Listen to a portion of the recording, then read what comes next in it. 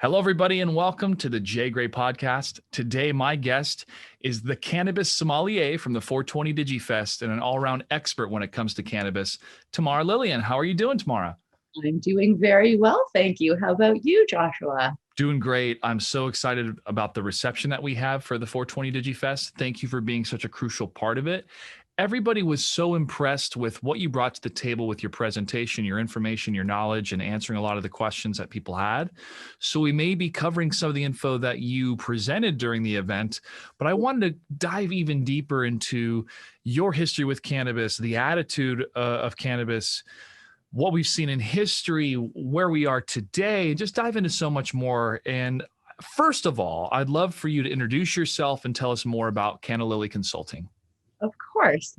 First of all, thank you again, Josh, so much for having me today. It's a pleasure to be with you. My name is Tamara Lilien. I am a Cannabis Sommelier Level 2, a certified cannabis educator, a cannabis consultant, and a cannabis curator. So my company is called Canna Lily Consulting, where I offer everything from cannabis education workshops, presentations, keynote speeches, all that kind of jazz, along with bud tender training, cannabis sommelier sessions, cannabis appreciation, cannabis curation, quality assessment, and so much more. Brand representation, private parties, pretty much a little bit of a Jill of all trades. And my background's in healthcare. So I worked in a field of healthcare called palliative care, where I did project management and patient and education for over a decade. And it was really the gaps that I saw in the system, specifically with respect to cannabis and cannabis-based therapy, that really kind of galvanized me to leap out of the corporate world and move into the cannabis sector. So I started my company, and I was actually selected in 2019 from 25,000 applicants to sit on the world's first cannabis curation committee, where I am paid to smoke and evaluate cannabis. So it's been quite a wild ride, and it's really a pleasure and a privilege to be in the position that I'm in, and advocacy first and foremost. And it's all about informed decision making and helping people to get whatever effects they're looking for, using information. That's really what I'm all about. I loved the different facets that you bring to the table, especially your history with healthcare, therapy, and being in a privileged position, sure, but you're using so much of your talents and efforts to educate. And again, thank you for those efforts. But I want to dive a little bit deeper here into the healthcare world, because I have seen anecdotally someone who was hooked on opiates. And they would try to balance more of cannabis in their life and then try to wean off the opiates for pain, because they were in pain every day. That's why the opiates were, prescribed to them in the first place. But how much cannabis turned into a better substitute, not just a substitute, not just an alternative, but a better choice for that person. And do you find that that is a commonality with the opioid crisis and how cannabis can fill that void of pain management? Absolutely. So I think firstly, it's important to acknowledge that physicians have not been given the training they need. So they haven't necessarily been empowered to, pursue cannabis as a first-line treatment option for their patients. However, they are very much empowered to use opioids as a first-line treatment option. So, we have to kind of appreciate the context that we find ourselves in. That being said, we're at a place where we're seeing increasingly that cannabis can replace a lot of these a lot of these therapies. And if not replace them, then at least be used in concert, such that we can, like you said, wean off some other stronger meds like opioids, or even for example, I know someone who was on steroids, and she was able to wean herself off the steroids just from using a cannabis topical. So we're not even necessarily talking about the intoxicating components, but it's really just about learning what works for you and your body. But I truly believe that we're continuing to see this paradigm shift around how cannabis can be used as a first line treatment option. So as the first option for a wide variety of chronic, acute, and even terminal conditions. You mentioned a paradigm shift. I think about what created the paradigm in the first place, what established this paradigm in the first place. And you and I got to talk a little bit about that during the 420 DigiFest. Sure. And I think about, why is it so frustrating today? Why does it feel like we're bashing our heads against the wall when we know this plant medicine has a lot of great uses? And that really goes back to propaganda and corporations and business trying to stop hemp from happening. And I remember my parents trying to explain this to me before I even toked when I was a kid, because they would talk about the guy from Cheers, not Willie Nelson. Woody Harrelson. Woody Harrelson, yeah, Woody Harrelson. And they were like, yeah, he's a big hemp proponent. He really likes hemp. And I'm like, I don't know what you're talking about, Mom and Dad, but I'll mention it in school. Now it all makes sense, right? But is that ultimately what it comes down to? It was business, and these people that were in power wanted to make more money and therefore put hemp in a bad place? So it was the combination of business and essentially systemic racism. So at that time, there were a lot of Mexicans who were coming into the States. And there was a gentleman by the name of Harry Anslinger, who was the head of an organization called the FBN, the Federal Bureau of Narcotics. And it was under his leadership that the decision was made to essentially other these Mexican or these, these Black jazz musicians, for example, and by associating them with marijuana as opposed to cannabis, so the Mexican term marijuana, they were able to further subjugate them and to essentially, have them be viewed as less than by others in society. And it was a way really to both exert control and, just to implement a racist campaign. You control and killing two birds with one stone, satisfying multiple political needs. And a lot of times when I look at the decisions that were made of people that were in charge, they maybe weren't necessarily racist, but they used racism or racist tactics in order for them to capitalize on it. It's like, oh yeah, they had friends or they had associates that would be like, oh, they're not a racist. They just capitalized on the moment in order for them to make the most amount of money. And then if you ask them behind closed doors, like, oh no, it's not about race at all. It's about how can I capitalize on the moment? And you see that repeated throughout history of how can we capitalize on this moment? What type of propaganda, what type of disinformation can we put out there? Now that things have changed so much with the second information revolution, the one that happened in the 1500s with the printing press really changed the world. Now, once again, with the internet has changed everything, changed my life when it came to information for sure. How hard has it been for cannabis to really receive the time of day and the light of truth to be shown on this plant? Like, what type of obstacles have you seen or have you researched for us to get to today where we can talk about it freely and even have live events surrounding the plant?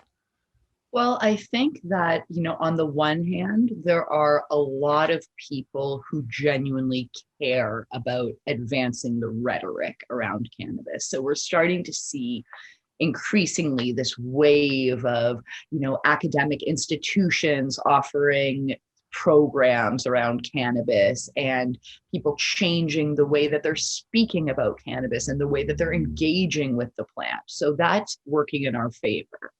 On the other hand, when a lot of the legislation that exists is not actually based on data, and the legislators don't actually have any information that they're using, especially not, academic, double-blind clinical trials, that kind of thing. They're not using that information in their decision-making. So we've got this real disconnect between, what the industry is doing, what the legislators are doing. And then we've got this subset of people who, for all intents and purposes, have been entirely left out of this new legal world, which is the legacy market, or the people, the kind of the cannabis culture that existed beforehand. So, on the one hand, I appreciate the desire to say kind of, screw you guys, you're not including us. We're going to continue to exist in this gray space.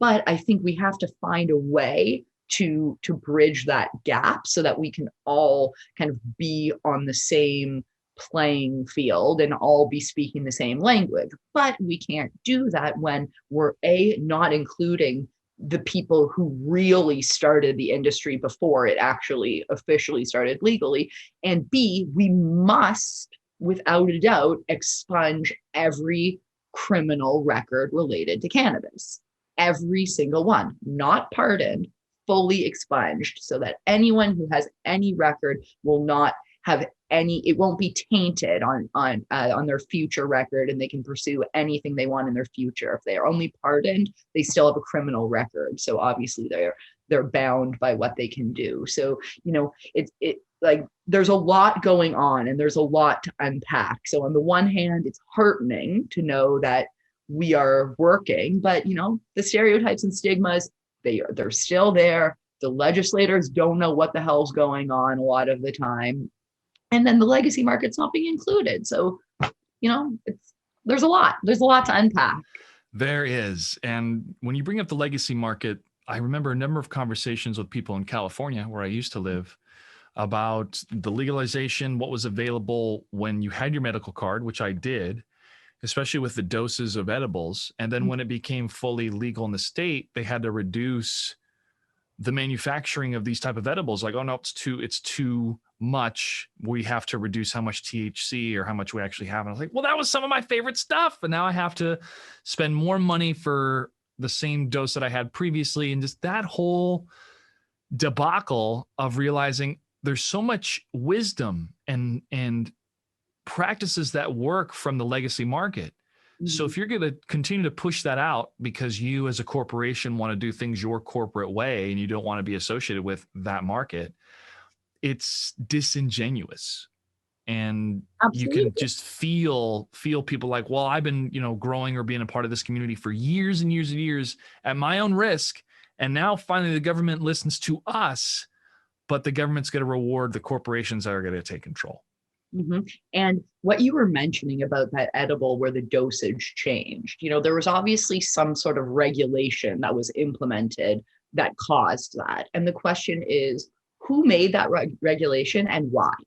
Because what's most likely is that it was made based on some arbitrary standard that isn't, it isn't based on fact or data or information. So here's a great example. In Canada, you can only purchase 6 cannabis beverages. If you wanted to purchase alcohol, you could go and purchase 6,000 beverages, for example. Nobody would mind at all. You go right ahead.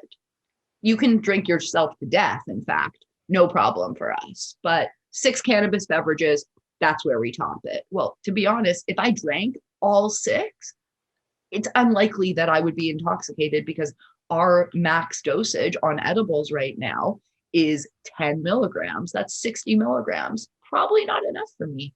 Wow. Max at 10. Yeah, that wouldn't be enough for me. Well, I'd feel something probably by number 4, hopefully. Sure. But even still, 10 milligrams. Who made that decision? Someone show me the documentation that says that 10 milligrams is the correct dose. I think we should have everything from 1,000 milligrams to 1 milligram. You have to give people the option, inform them, and then let them select. But if you want to, have all this legislation that's based on, arbitrary information and these random decision makers, well, of course, these legacy markets are going to continue to flourish. Yeah. People making decisions that have never either experienced it for themselves or have no idea what the type of wisdom that exists in the legacy market. And I think about why the number 10 is just an easy number to round, which is probably why they came to that number. And could you imagine in the liquor industry if they said we're going to control the percentage of alcohol in all hard liquor? I mean, people would lose their minds. It's like Utah has a couple laws with beer and stuff like that. And I remember visiting that state, having, grown up as a Mormon, now no longer part of any religious institution, but just the sheer, you got to be kidding me type of mentality around it. Because the reason why they want to restrict alcohol in that form in Utah, even though you can go to a restaurant and figure it out and they have other ways that you can get access to it, it's because it's an appearance of morality where, oh, we want to avoid even, we want to avoid that stuff. It's like, oh, you're just making it more difficult for everybody. And so the arbitrary difficulty now creates a market where people can secure the product in an unsecure way that's not being taxed. Mm-hmm. And you're going to keep that market open. So, I can go walk to Pioneer Park in Salt Lake City and go pick up weed from somebody there as long as I know how to speak Spanish, because the market's there. Sure. And it's like these people never opened up a history book and looked at prohibition and see what it did to our country and see how it empowered the Irish mob and the Italian mob. I mean, JFK's father made so much money bootlegging.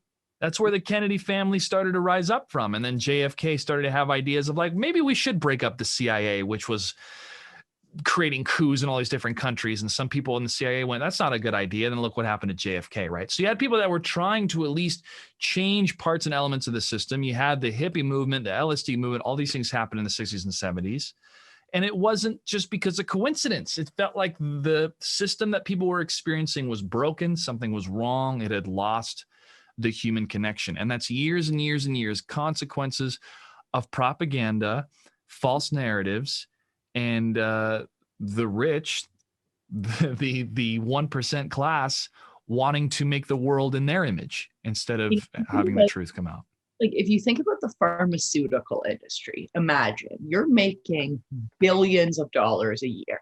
And then you find out that there's a way for people to grow their own medicine such that they no longer need to pay for their medications, and they probably can pay a lot less in their insurance. Well, the pharmaceutical industry and the insurance companies, who everyone knows in the States, they are in bed together. I mean, of course, the system doesn't want to empower people to, see how plant-based care could work for them.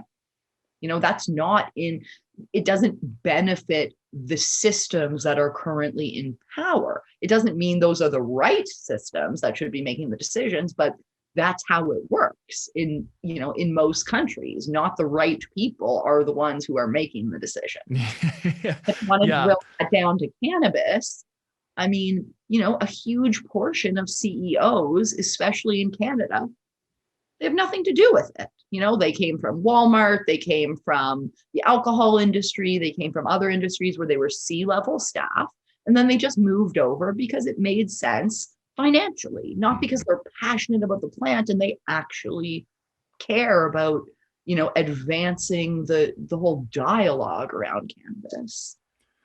Yeah, they'll wait for everybody else to advance the dialogue, and then they'll try to reap the benefits on a corporate level. But, you had worked in the corporate level. I've worked in the corporate level. I still freelance, but work with large corporations. Not everybody that works at a corporation is a bad person. There's a lot of good things that can happen for sure. Yeah. There are, some corporations, some big ones have incredibly amazing people at the helm. And, I love, especially when I see representation from my BIPOC community and representation from women. It's very difficult to frequently be the only woman at the table. Mm-hmm. And it happens to me a lot.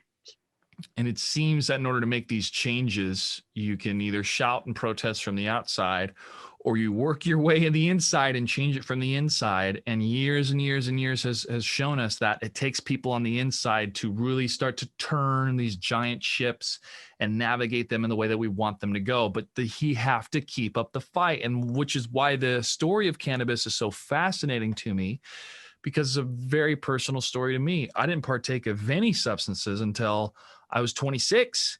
And I did that for religious reasons for the most part, being told, hey, don't partake in any of this stuff. It's bad, blah, blah, blah. Then I start to have a lot of really good friends that would partake. I'm like, wait a second, they're having a good time. What's really going on here? And then the first time I got to smoke, I had some neighbors that I lived next to when I was living in Rancho Cucamonga, some excellent neighbors. They were musical performers. And I was coming home from work and they were smoking in the front and they said, hey, do you want to smoke up with us? And I said, I'd love to, but I've never smoked before and I got to work tomorrow. So I'd prefer to do it on a weekend. How about Friday? And they said, not only are we going to do it Friday, we're going to throw you a party. I said, great. And they did. They invited their friends over. They had chips and dip and different layouts. And then it was finally my time to smoke. And I never smoked anything before. So I took my first hit and the burning sensation just really was a lot. And they knew that was going to happen. So they had the sink ready for me with the cold water to run. And I was coughing. And then it hit. And it felt like strings were pulling at my cheeks. I was smiling. I felt lighter. And it felt like my brain clicked into place into a deeper level that has never happened before. And all of a sudden, a couple things in my life, dating, this and that, all of it just went bum, bum, bum, bum, bum. And it all made sense. And I was able to articulate myself in a way that I hadn't been able to before, of organizing my thoughts and structuring my thought in a way that I could get to the core of what I was trying to say in the quickest time. Brevity is the soul of wit, as Shakespeare would say. And so if that was my first experience, and I felt that type of edification and elation, I knew that this was not a bad thing. This was a great thing.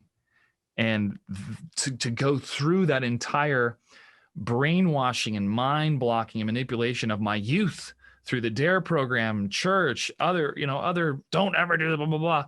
And just realizing if I had any of these mentors go, hey, it's great. Just do it with your friends and don't drive. And don't do it till, you're 26 when your brain's fully developed. But yeah, it's a lot of fun. I probably would have a lot better relationship with those mentors and people and my government rather than, oh, you lied to me. You lied to me. What else have you lied to me about? Look at psychedelics.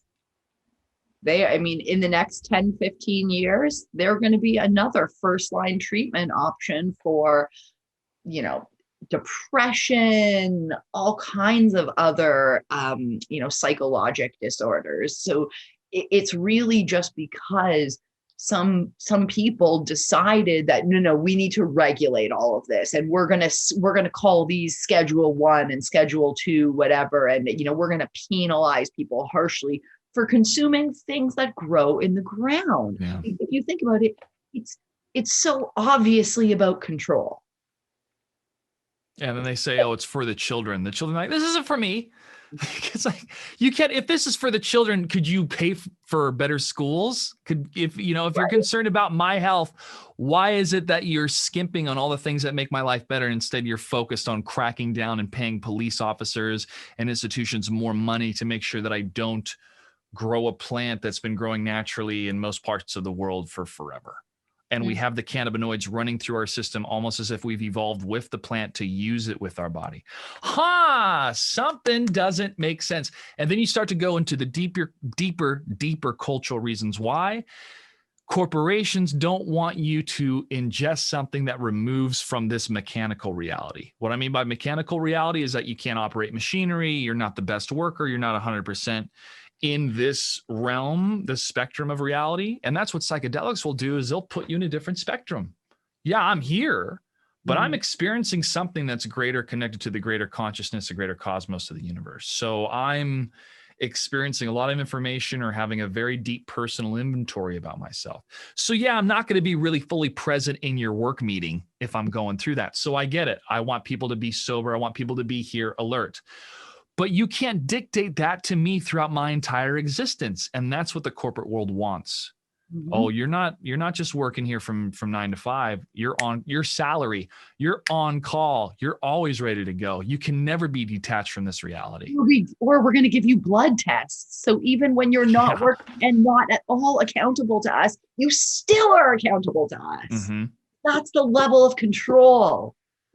Thank God we don't have that. Well, for the most part, there are very few positions that require urine testing in Canada. I was thinking about being a flight attendant because I'd been bartending for a couple years and enjoyed it for sure. In between doing my big video game events, I thought to myself, I need to be well balanced. So what can I do? One, yoga, fitness. Mhm. Definitely glad I stuck with that. And two, sociability, going out to clubs, dancing, taking dance lessons, bartend, like stuff that'll help me be social and up on my feet. So it was great to do that for a couple years up before the pandemic. But what I was realizing throughout that journey was just how important these areas are for people to get together and ingest in something that will change their state of nature a bit, but to have it be communal. And that's where coffee shops came from in the 12, 13, 1400s. Coffee shops is where people had a drug, caffeine, in these cocoa beans. You would ingest and go, hey, I feel great at 2 o'clock in the afternoon. Let's talk about how we can change the current system that we have here. And those type of talks led to more revolutionary talk and more pamphlets being printed on the printing press. And then we had revolution, right? So people separating themselves from their daily life or inserting a time, be it an hour, being more within their daily life, to ingest something and to think and ponder and explore inwards has allowed us to get to where we are today. And I just always find the disinformation campaign and the separation of that from our history books and from our education to be a conscious choice. And we have to fight against it. But that's how I feel, at least in America. The attitude in Canada is it's similar because we here in America think that Canada is just so much more progressive on so many things, especially with health. Well, I mean, the grass is always greener. Of course, having Yeah. socialized healthcare makes a huge, huge difference. Don't get me wrong, but don't we're not that good because if you need to go to the dentist, that's coming out of your pocket. So it's not all cupcakes and sprinkles over here. I mean, certainly with respect to cannabis, attitudes are shifting significantly amongst the general public. And I speak to tons of people where they say, oh, I never would have imagined that now my parents take gummies, or one of my parents uses a vaporizer. And especially given that we are federally legal, it's a lot easier to speak the same language. We still struggle in that there are certain provincial elements that are at play. So, there's some back and forth, but I just can't imagine how difficult it would be to live in a country where you're not federally legalized. So you could accidentally drive across state lines with cannabis that was legal, and then all of a sudden it's no longer legal, which is bizarre. So we're certainly progressive in that way, but don't get me wrong, we still have just as much racism, systemic and overt, just as much, like the cannabis stereotypes and stigmas continue to persist. We still have a big uphill battle ahead of us, but we're in a new context. So we are in essentially our third year of legalization. And change management would say that we really need 5 solid years under our belt before we'll see real improvement and real meaningful change. So I think for a lot of ways, Canada is still in the learning curve. We're doing great with some elements. Others, we are just worlds behind places like Colorado, for example. So again, it's very complex. Nothing is black and white. Lots of positives, lots of room for improvement. Well, you and I need to smoke to that. So let me grab my lighter. We'll fire up real quick. Hey, I've been waiting for your green light. Yep. Green light, it says go. Let's go. I have a real good friend of mine, Ken Silva, who is very instrumental. Smoking right now. Let's do it. Let's hook up. Very instrumental. Cheers. Cheers. Woo. My buddy Ken Silva is very instrumental in me getting a firsthand account of the fun places in Canada and Toronto. I've done a number of events in Toronto that he was a part of. He helped me put together the 420 DigiFest, and a lot of opportunity in Toronto for sure. You know, when it comes to the digital media, the esports stuff, absolutely. How do you feel the world is right now when it comes to brands and money and sponsorships and embracing more of the possibility of cannabis for more events like we did with the 420 event, to become more of a reality? And do you think that will happen in Canada after we reach this 5-year point?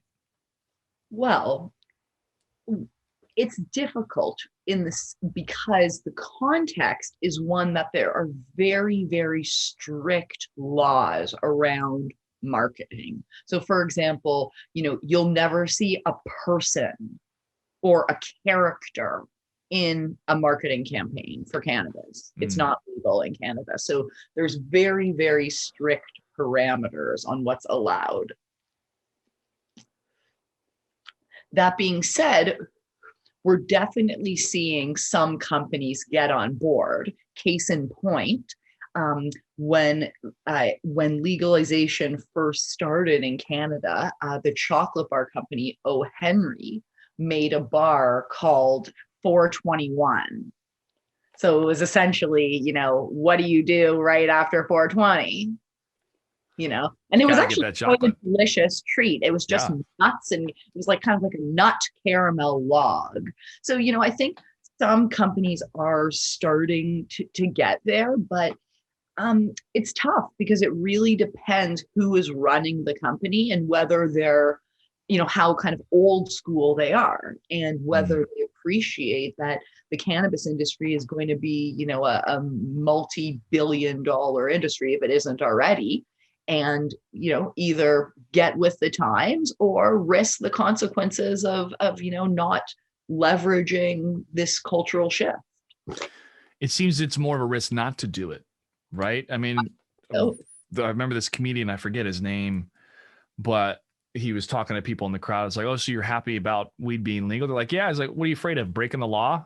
And just the way that he said it was like, kind of, yeah, like what is somebody going to knock on your door and stop you?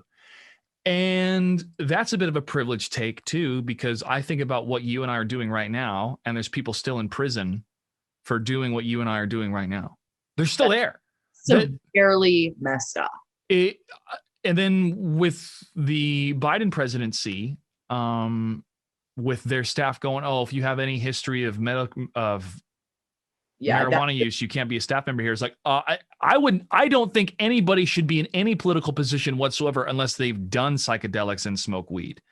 Not to mention that alone, when I read that, it was the first time where I was like, oh, wow, Biden, wow. Like that is just the next level of shittiness, because it's, I don't even care if you feel that you have to do that for some reason, but what is behind what you're doing? Your opinions, that perspective, that action is solely based on stereotypes and stigma. It's not based on any information. In fact, if I was one of those people, I would sue the shitballs out of them and say, show me how I have lapsed in any way in my professional responsibilities because of what I do in my personal time. Not to mention, I'm a medical cannabis user. So in Canada, there are laws where,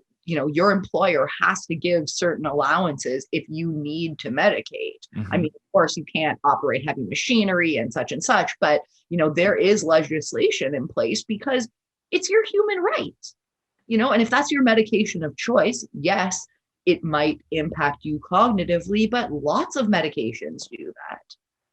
Yeah. And if it's that cognitive issue, then it's like, well, yeah, but then I won't smoke in the morning before work. I'll just do it when I get home in the comfort of my own home. Exactly. And you have no right to police what I do outside of the hours that you're employing me. Yeah. Why do you think if we look at the last 100 years, why do you think attitudes were so prevalent against cannabis? Is it just because how effective the campaigns were of it Agreed. being both racially motivated, but also business motivated? Because it's, yeah, I just feel frustrated. Like, why is it our generation that has to fix this? Like everything else, it seems, you know? You know, you could take that perspective, or you could flip the perspective and say, wow, how privileged are we that we get to be the pioneers of changing the way that we talk, think, and interact with cannabis. Talk about, think about, and interact with. You know what I mean? So I hear what you're saying, but of all places to be, I would much rather be in a legal environment where I can advocate legally. I mean, yeah, as an independent, a consultant, it's very difficult to get insurance. There's tons of challenges, but we're still better off than where we were. Yeah. And so we have to just keep on pushing and keep on fighting and keep on learning and keep on talking. And when I meet someone who has a really kind of antiquated perspective about cannabis, I like to ask them very provocative questions, like, help me understand where you're coming from.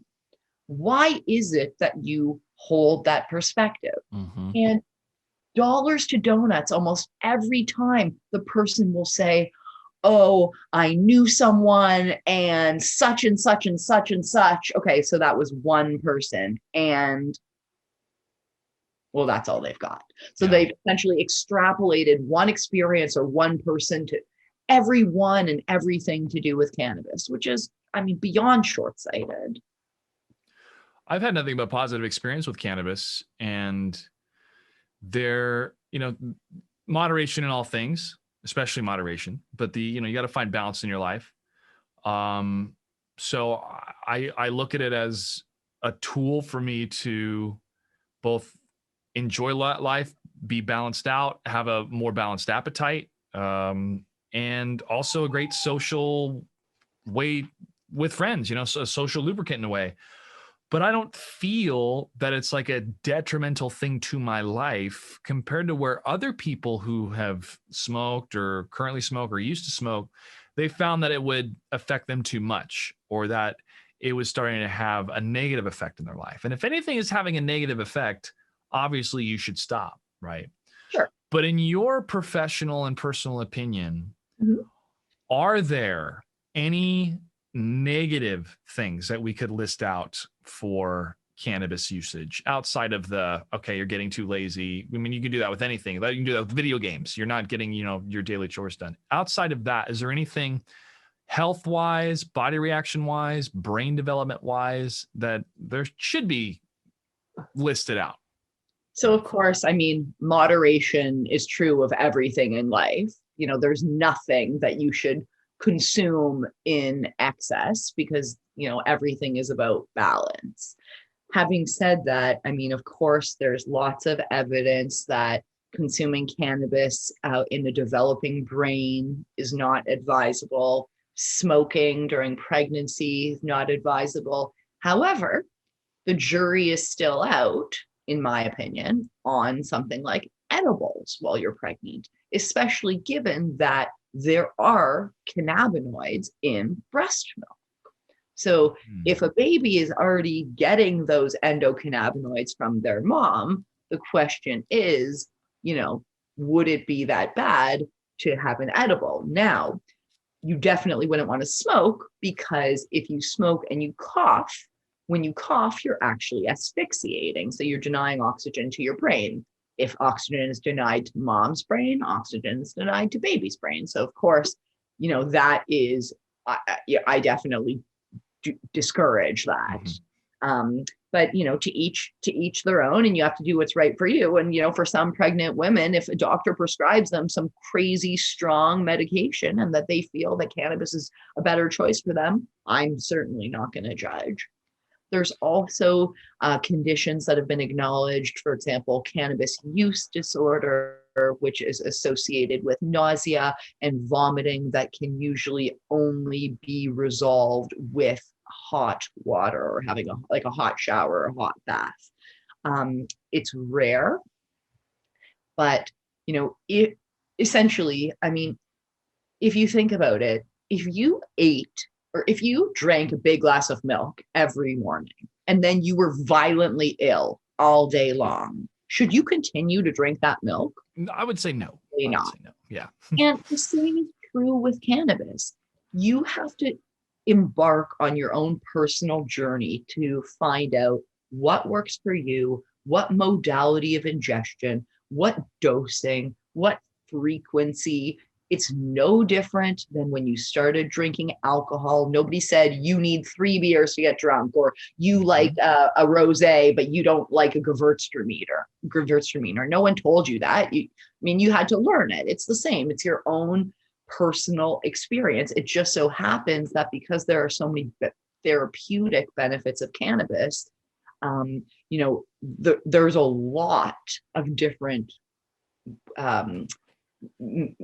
comorbidities, maladies that it can help resolve, so even someone who is against everything to do with cannabis could still really benefit from a topical, for example, where there's no risk of intoxication. So to categorically reject it is unfortunate. One other thing I'll also mention is something called cannabis hyperemesis syndrome or hyperemesis syndrome, which essentially means excessive vomiting from cannabis.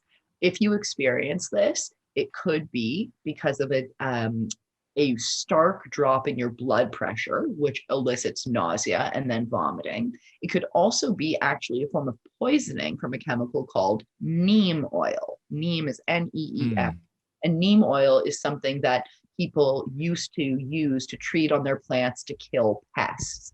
It's not legal. I know in Canada it's not legal to use in the legal industry, but of course, if you're sourcing your cannabis from somewhere else, there's a risk of that. So that can also cause cannabis hyperemesis.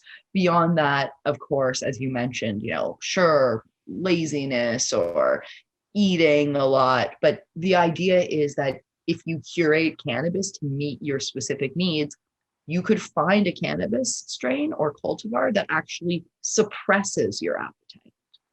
So if eating was a concern for you, or, snacking, munching while you were high, go on the journey to discover what's going to work for you as an appetite suppressant. Do some research. Which terpenes suppress your appetite? So, it's really about the journey and learning what is good for you and what doesn't. Learning what doesn't work is important too. Creates boundaries. I want to echo what you said earlier with just like the journey of alcohol. You have to find out what you like and what your tastes are. That's exactly what I went through. Because again, I didn't start drinking until I was 26. Same as enjoying cannabis. So at that time I had to figure out, okay, what do I like? And people are like, oh, that's a girly drink. And I go, fuck you. This drink is delicious. I don't care what color, if there's a straw. Girly, I reject that language. Like girly doesn't, that's, like inherently sexist language that we should. It's very junior. There is a element in most American males in junior high school where there was just everything was, you'd use certain language and it's not appropriate language, but it just was some sort of macho thing to prove to your friends. Sure. And when you take a step back and look at it at that certain time frame of why did all of my friends who are great people today, we all kind of were using this same language back then. It's like, it was this psychosis. It was this American male psychosis of machoism. And frankly, it was trying to figure out what our identity was right after 9/11. And we had to be macho. We had to be strong. Yeah. So sorry, this is why I love marijuana, or excuse me, I love cannabis. I love what you were speaking to. Like, it's interesting because part of it is the socialization, right? Mm-hmm. So even now amongst our cohort, people who have children, like they're teaching their children very, very differently. Like, just even about being self-aware and about, your words and your actions have consequences and what you say matters. And even, the kids of today, when they see two men holding hands, they're like, and what? Because homosexuality is just not a thing. Like, it's just, it's not a thing. And it's so crazy too to think about the 90s. And I recently watched the American Crime Story, the Versace series. Have you watched that yet? Haven't. Did you watch the O.J. Simpson one that they did with Cuba Gooding Jr.? And I didn't, but I did watch a lot of the actual O.J. Simpson trial straight up. My dad had a small obsession with it. No joke. He would record it and then watch it later on VHS so that he could fast forward. Damn. Yeah. I just aged myself a little bit. I was young, but I remember it happening. And I remember when the verdict was declared and all of my teachers were like, what? Like, you could feel reality slipping away, it seemed. But the documentary, you must acquit. Yeah, exactly. Tangents, please go on. Well, the wonderful documentary that came out, the 30 for 30 documentary, also the American Crime Story series with all the actors, did a wonderful job to portray the social construct of Los Angeles at that time, and how that entire trial was not just about, it was about OJ, but it was not just about OJ. It was the entire system, especially after the Rodney King beating. And I was so appreciative of the storytellers of both of those productions to say, you have to understand the context of this time to why this verdict could have happened.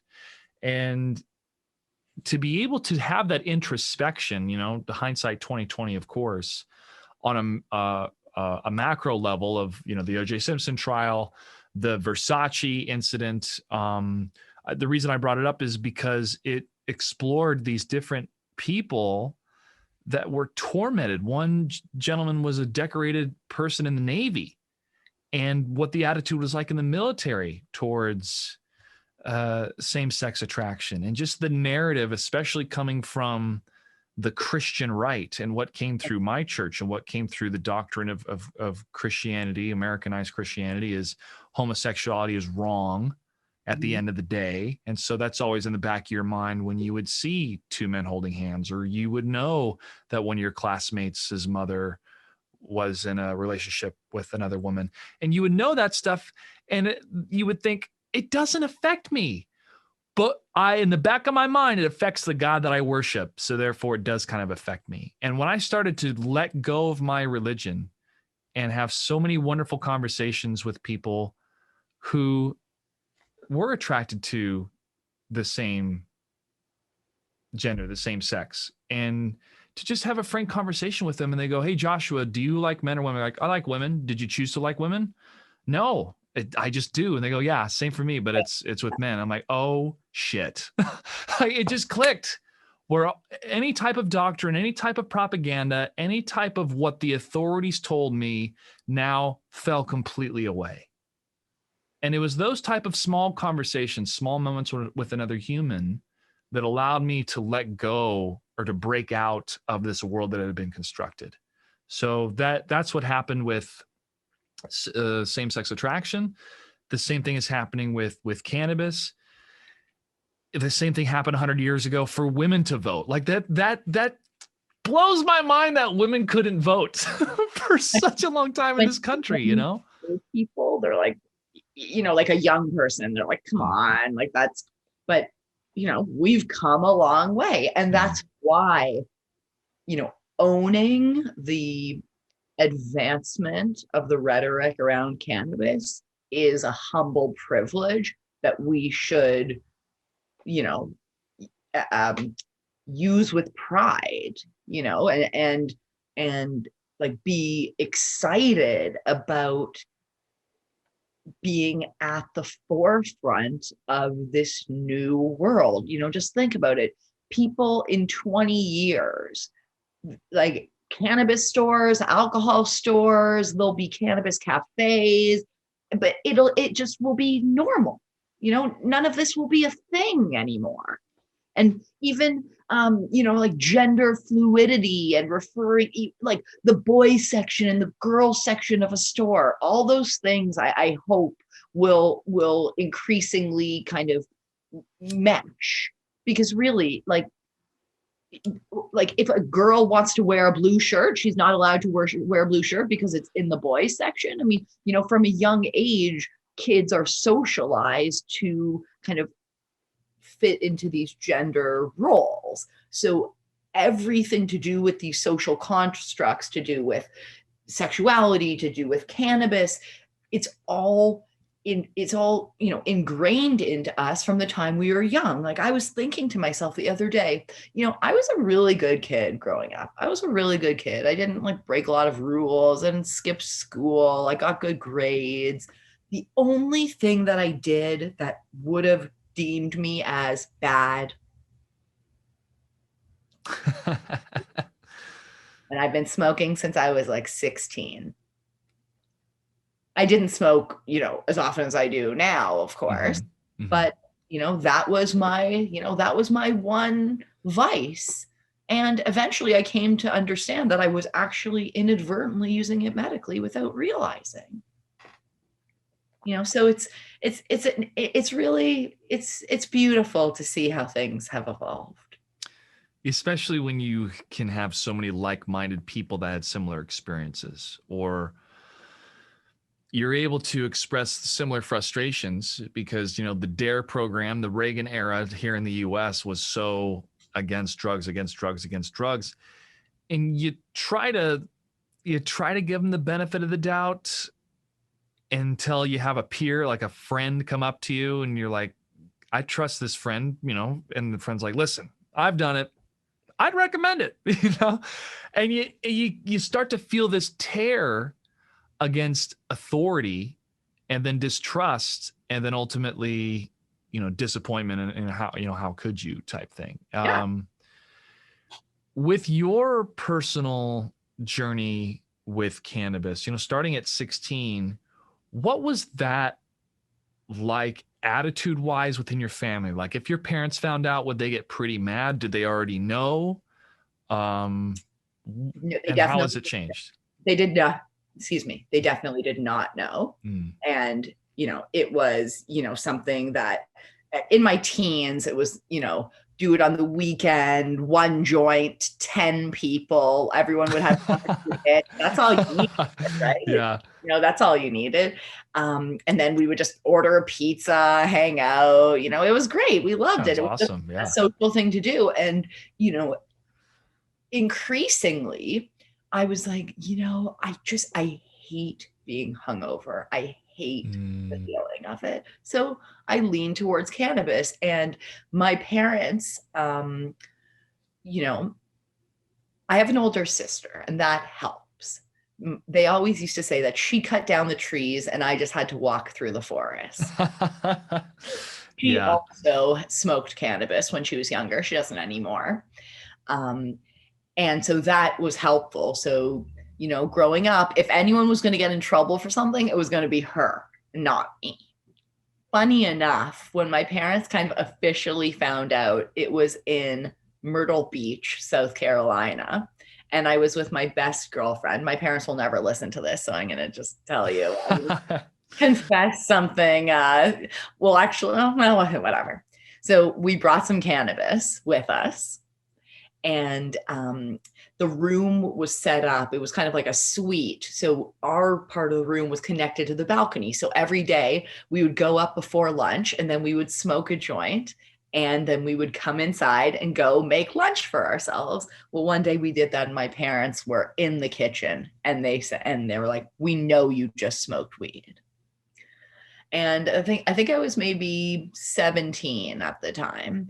And my best friend was very, very scared. She would have gotten in major shit with her parents, but my parents were relatively cool about it. Their first thing was like, please tell us you didn't bring that over the border and you bought it here.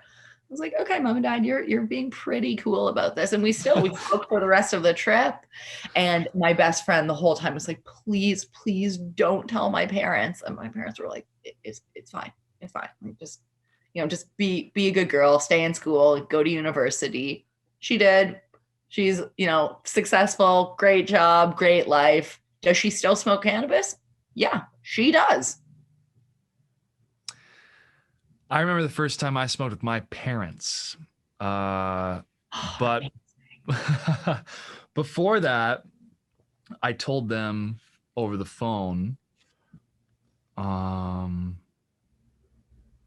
think it was pretty much right after, because this was a time in my life where I was leaving my religion.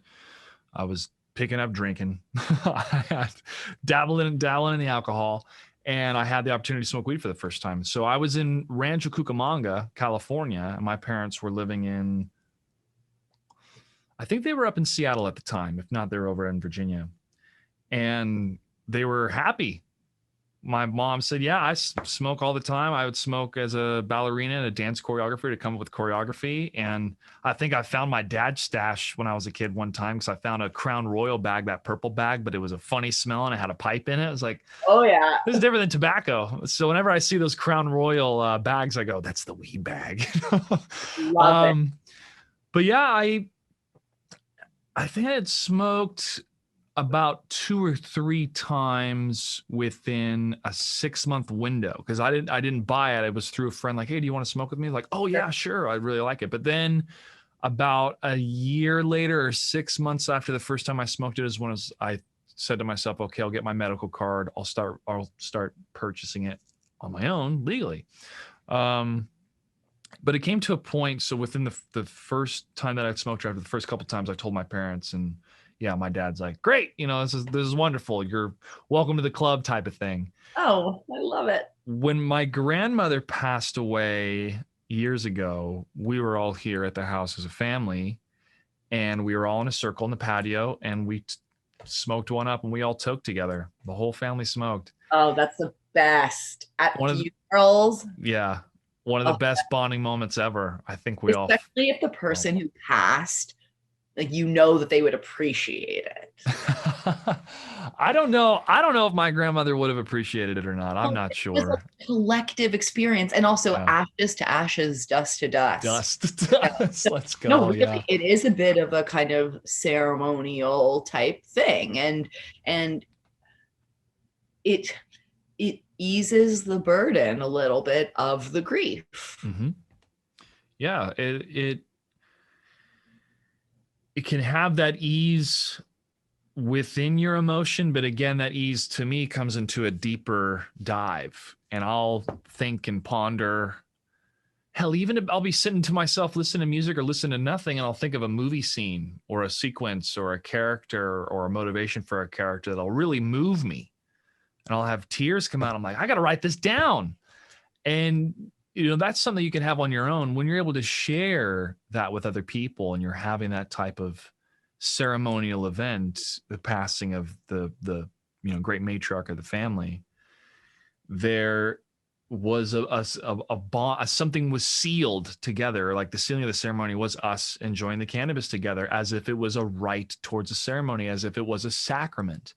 And what I learned in my religious days was the reason why we have sacrament, to have this ceremony where you take the bread and the wine, or bread and water for the Mormons, is because all of your senses are activated: sight, taste, touch, hearing, and smell.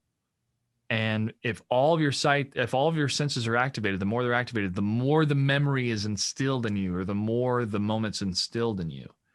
And that sharing of the cannabis, sharing of stories. And also, I remember time slowed down for a bit because my aunt was trying to figure out how to take a picture on her phone, and we were all huddled around together, like waiting in the pose, and it felt like forever.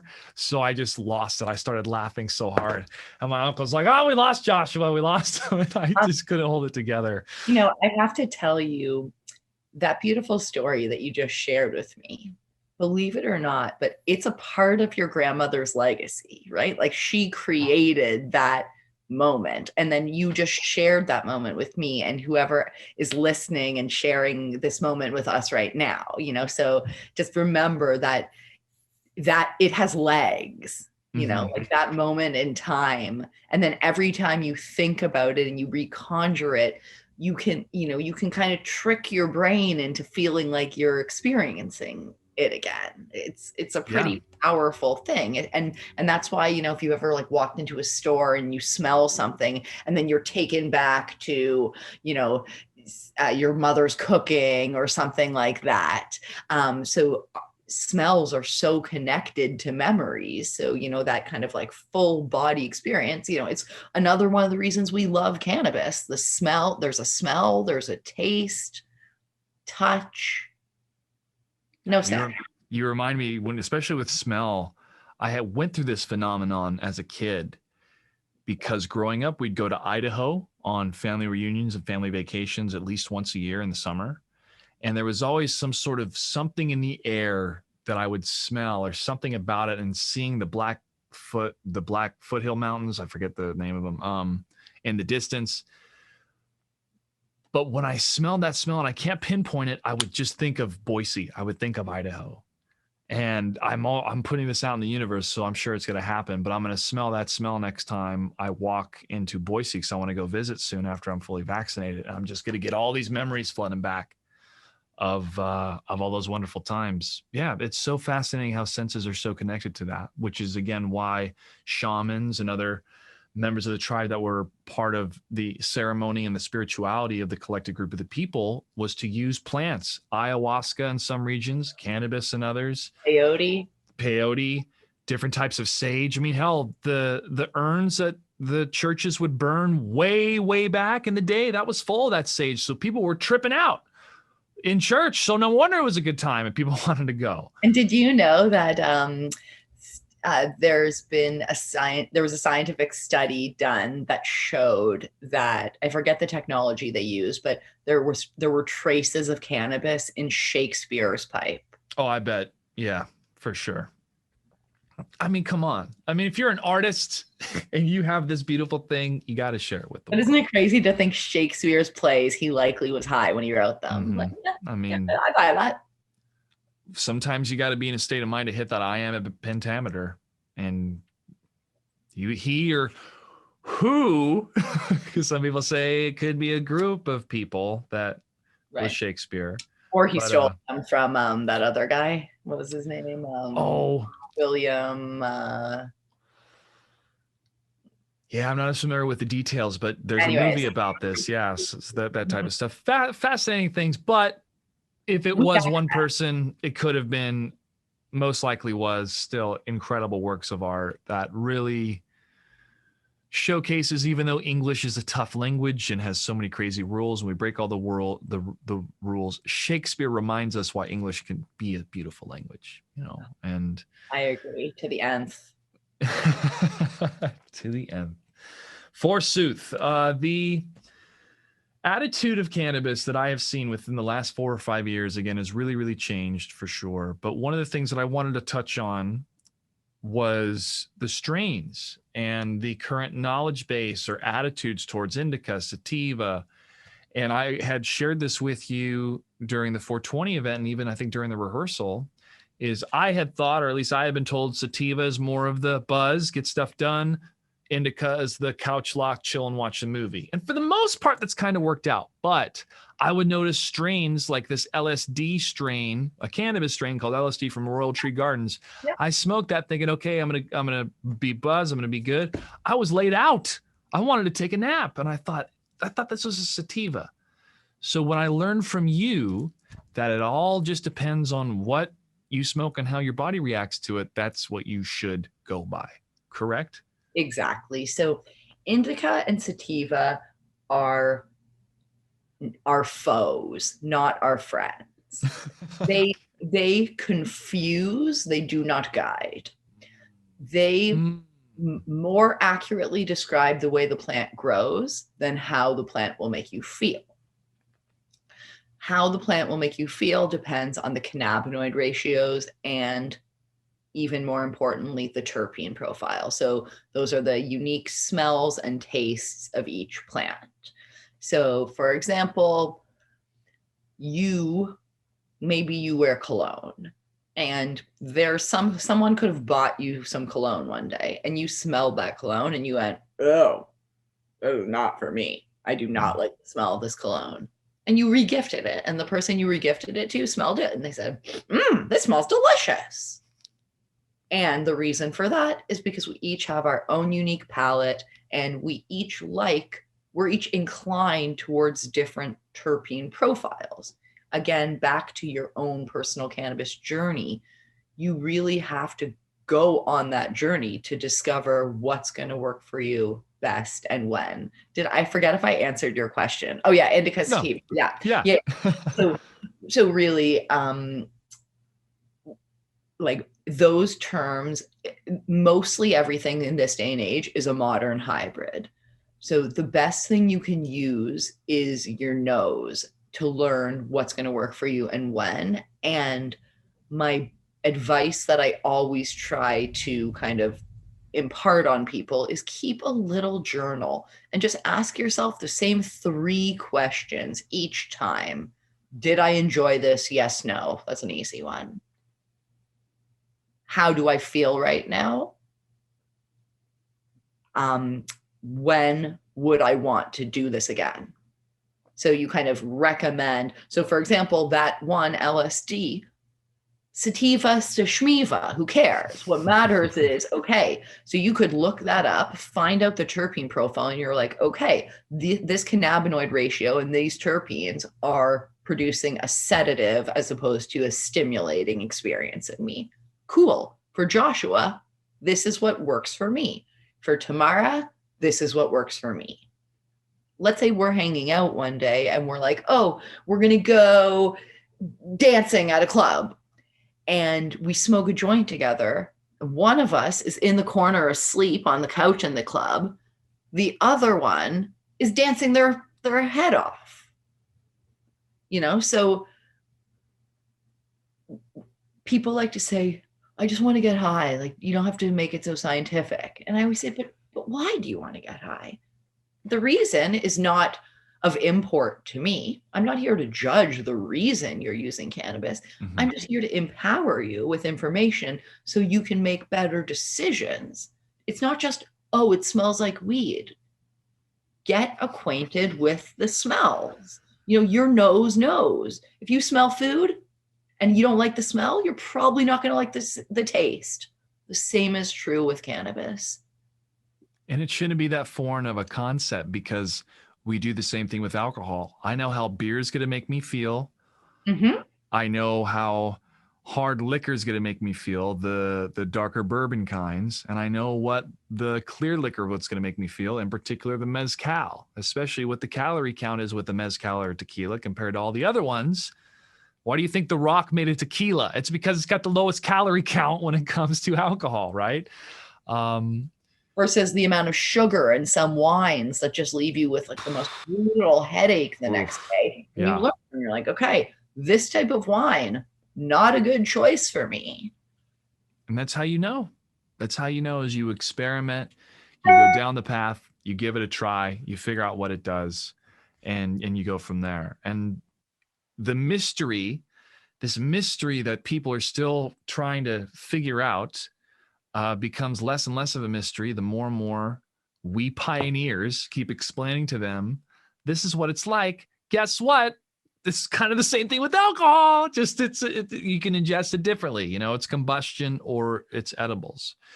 When it comes or vaporizing, or vapor, or sublingual or topical. So there's tons of different modes of ingestion, and there's also so many different products. So whether you're brand new to a very experienced user, there is something, a category, a dose, a frequency that is very likely to work for you. But you have to put in the work, like you have to invest in yourself to get the outcome you want. And I also just want to circle back to one question that you asked me before that I didn't finish off. Despite how my parents' attitudes were initially, once I mean, they knew that I smoked cannabis once I, went to university, moved out, all that kind of stuff. What could they really do? But I wasn't proud of it, or, they kind of tisked me. But once it became legal and it was very clear that I was going to be taking it seriously, pursuing academic education, and this was going to be my career, they really got behind me 110%. When there's articles in the newspaper about cannabis, they send them to me. So of all people, I consider myself extremely lucky because my parents really support me in all of my endeavors, and cannabis has been one. Doesn't that make all the difference when you have parents that support you, even though they don't maybe fully understand the lingo or it's out of their depth, but that's the genius of you being able to experience that in the world and to carve a new path. I feel some similarity in that sense of having parents that support me, which I do. I'm a very lucky person as well. And for them to have attended some of the video game events that I've done. My father came to one in Seattle for World of Tanks. My mother, my sisters came to one for Brooklyn Beatdown, which was at the Barclays Center in Brooklyn, which a lot of bees, but it was for them to experience that, and for as a whole collective family tune into the 420 event they were all watching was awesome. Yeah, it really does make a difference. And their attitude and support has felt, instrumental in me going forward and continue to pursue my dreams and be an independent creator and see where that's taken me so far. So far, so good. The Xbox show's going well. So that was pretty crazy to have the 420 event and starting off with Xbox and wrapping up my yoga training all happening at the same time. But things come in threes. Yeah, exactly. So April was a huge month, but I felt that it really solidified what I'm doing, not just for the rest of the summer, but building blocks for the rest of my life. I'm still the independent producer, creating events, doing other things outside of events. I want to make a short film here pretty soon in the Mortal Kombat realm, show off some real fighting, some real good stuff, but just really experiment more with the camera because I have met so many like-minded people thanks to the event, thanks to cannabis bringing people together, and taking a risk. So you have taken a risk in this career, in this endeavor. It's paying off. What would you like to see happen for you over the summer and over the immediate future? What are you building towards? Well, I am in hardcore manifestation mode right now. So, I believe very strongly in the power of, meditation, manifestation. I practice yoga as well. So, I like to kind of be in touch with that. So that's a little bit about the frame of mind that I'm in right now. I admit that I'm in a difficult context in that Canada is, or I shouldn't speak about Canada, Toronto, the city that I live in, is essentially in full lockdown. So, you're really not meant to leave the house unless you have a good reason type thing. So, of course, no events or anything like that. But I am in talks with a number of colleges actually and universities who have asked me to do some teaching. So that's exciting. And I think I'm allowed to share this, that I will be doing some teaching at the Women's Cannabis Chamber of Commerce in the fall in Colorado. So stay tuned for that. So that'll be really exciting. And hopefully, it would be incredible to facilitate the Women's Cannabis Chamber of Commerce coming into Canada, because it's currently only located in America. So that would really be great. This summer, I, will continue to learn. So, anytime I can get my hands on any journal articles about cannabis, I love to read them despite my limited knowledge of science. I still try to kind of power through them. and really just, continuing to build the Canna Lily brand, acquiring more clients, collaborating with you again would be wonderful. And I'm all about opening doors right now. So, I am creating the space for opportunities to come into my realm. So, I'm not entirely sure what that's going to be. And I want to be comfortable with that lack of certitude. Right on. I know exactly that type of spot that you're in. And that's the best attitude to have, because things will happen when you do create that space. It's uncanny, but you got to keep doing the right things, and things will happen. And as you said earlier in today's episode, look how much has changed that we've seen so far, right? I mean, it's an exciting place to be, and I'm sure a lot of great things will happen here when the world does finally open up. We'll see where we're at with the United States of America if we get everybody vaccinated this summer, and then hopefully, like, Canada, take these vaccines. Mexico, here you go, everybody. And I would absolutely love to get back to the days of cannabis conferences and events and expos and traveling all over the place. And, it would be awesome to meet somewhere. I was meant to go to Florida a couple months ago for an event. Of course, I couldn't go, but I am keeping positive that this too shall pass. We will get to a new normal.